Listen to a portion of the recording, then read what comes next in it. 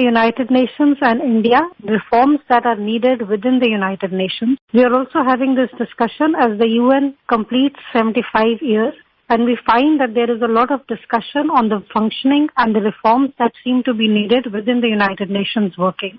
Prime Minister Narendra Modi also addressed the UN General Assembly last night, where the Prime Minister also said that the United Nations today faces a crisis of confidence without comprehensive reforms. Ambassador Sajanhar, when you look at the United Nations completing 75 years and we have this need of reforms within the United Nations, how do you then view this as a global body and its effectiveness? United Nations was established after the Second World War in 1945. And I think we need to keep in mind that there had been 2 world wars within a span of about 20 years before that. So the basic mandate of the United Nations was to ensure that such wars do not recur and that peace and security and stability is maintained in the world. So when the Secretary General of the United Nations, Antonio Guterres, he was speaking a few months ago, he said that the biggest achievement of the United Nations over its 75-year-long history is that no third world war has taken place. But of course, he said in the next breath that there are a large number of small and middle-sized conflicts that are taking place all over the world. And of course, they should not be happening. The Prime Minister's address to the United Nations last evening, where he said that we need a reformed multilateralism, that the United Nations needs comprehensive reforms, otherwise it faces a crisis of confidence. I think that is very right, because what is really implied is that 75 years ago when the United Nations was established, the environment was very, very different. We were coming out of the Second World War. There were just about 50 countries which were the original signatories of the United Nations. Today, the membership is 193. That means it has expanded by 4 times. So the United Nations, the structures that were created in 1945, those structures do not reflect the reality of today. There were only the victors of the Second World War who were taken as permanent members of the UN Security Council. Today, there are many other countries and which have done extremely well, which are very both economically, politically, militarily, and in terms of the influence, they are much stronger. And their voice needs to be heard. They need to be given a place there. And that has unfortunately not happened. So as the Prime Minister had said when he had first addressed the UN General Assembly, if you recall, in 2014, just after becoming the Prime Minister, and he had said that the 70th anniversary, at that time we were celebrating the 70th anniversary of the establishment of the United Nations, and he had said that this 70 years we should look at expansion of the UN Security Council. And in his statement yesterday, he referred to that also, and he said that this situation has really come at a dead end. There is nothing happening on that. He mentioned 3 institutions of the United Nations. One is the Security Council, which needs reform. The other is the General Assembly, and the other is the Economic and Social Council of the United Nations. I think the biggest crisis of confidence that the Prime Minister mentioned, we can see as to how the UN has handled the COVID-19 crisis. Everyone acknowledges that this is the biggest crisis to have hit the world over the last 75 years, but still the United Nations and particularly the UN Security Council has really not been able to rise up to the occasion.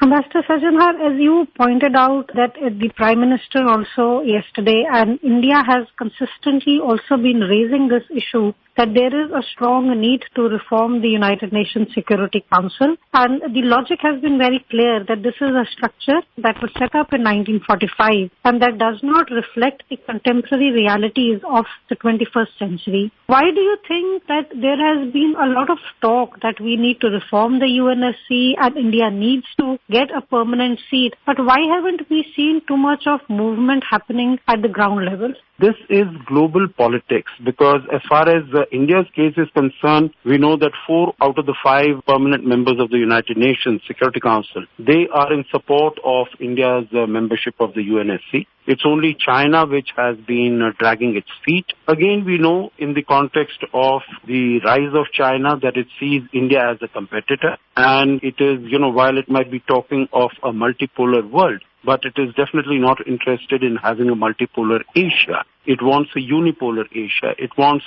subordinate India. It doesn't want an India which is equal to it. That is why China's strategy and its policies have always been directed at trying to keep India down and not allowing it to play its appropriate role as far as global affairs are concerned. We have seen that as far as the UN Security Council is concerned. We have seen that as far as the Nuclear Suppliers Group membership of India is concerned. So China will put obstacles in the way of India. And similarly, when there was this G4 body that was established with Japan, because Japan was one of the losers of the Second World War, and although in terms of its contribution to the UN budget and in terms of its contribution to global development and economic development and growth, it is playing a very important role. But there are other countries like Korea, like China, which again would not like to see Japan as a member of the UN Security Council.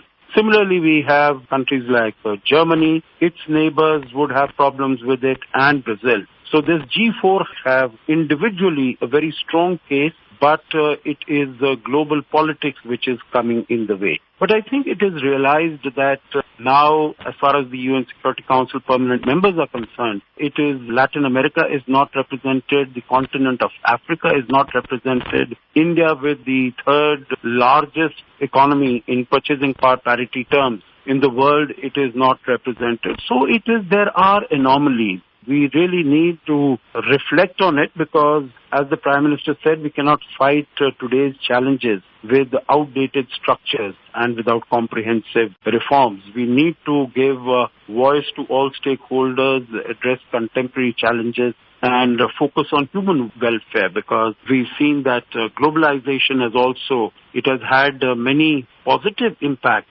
but then it has also resulted in increasing the disparity between the rich and the poor, between the haves and the have-nots. So I think all these aspects definitely need to be brought in as far as reforms in the United Nations are concerned.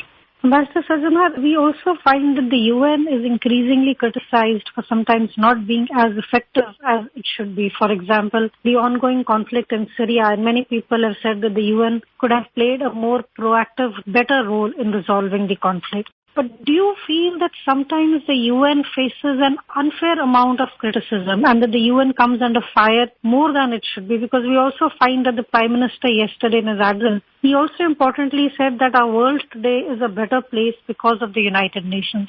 Do you feel that sometimes the criticism that we all give the United Nations is maybe a little too much?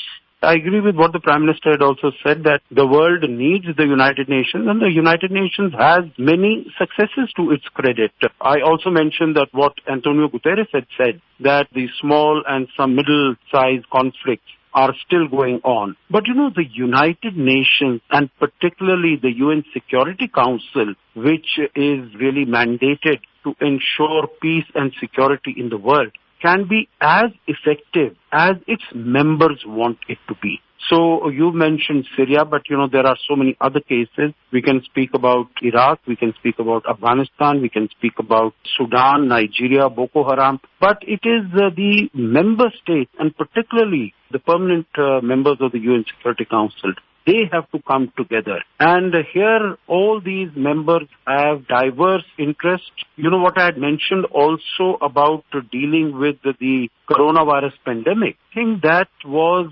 ready for the United Nations Security Council to take some action. But again, because of the vested interest of China, because China was the president of the UN Security Council in March, China said that it's a health matter, it is not peace and security matters, so the UN Security Council cannot discuss it.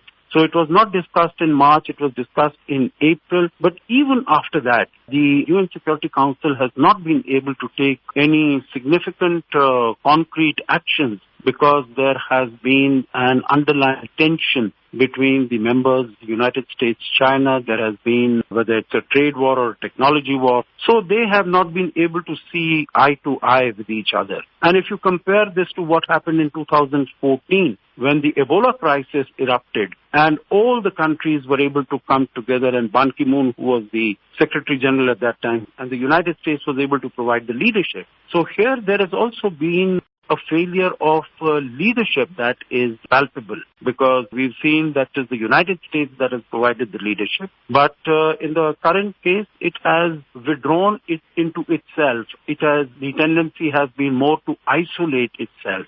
And I think that is another reason why we have not been able to, the United Nations has not been able to acquit itself as creditably as it could have or as it should have. Ambassador Sajjanhar, as you explained in detail, we also find that when we look at the working of the UN, we actually also look very closely at the working of the UNSC, the United Nations Security Council. And we find that the P5 members having this veto power can sometimes be also problematic, as we have seen in India's case, that every time we have tried to raise the issue of terror or the designation of people who reside in Pakistan and indulge in cross-border terrorism against India, every time India has to go to the UN and to the UNSC for a certain thing, we find that China used that power then to block what is India's right in a way to raise this at global levels. How do you see then the UN reforming itself, and how do we see a forward movement where countries can get a fair hearing and also see some practical action being taken place?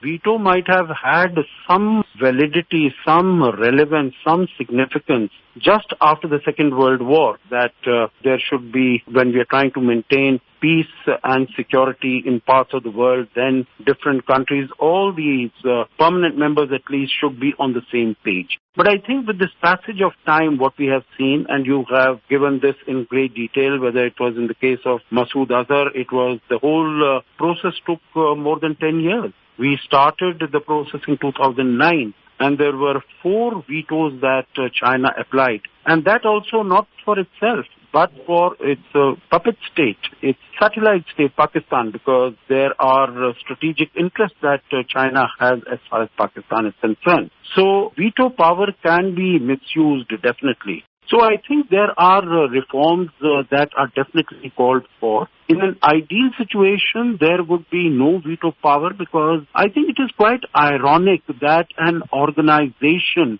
the United Nations, which pronounces upon, encourages and promotes democracy in the world, is itself not democratic in its functioning. That it has divided the world into 2 categories, those which have the veto power, those which are permanent members, and all the others who are not. So I think in an ideal situation, it would be a democratic setup, but I don't think that in the foreseeable future that is a realistic aspect.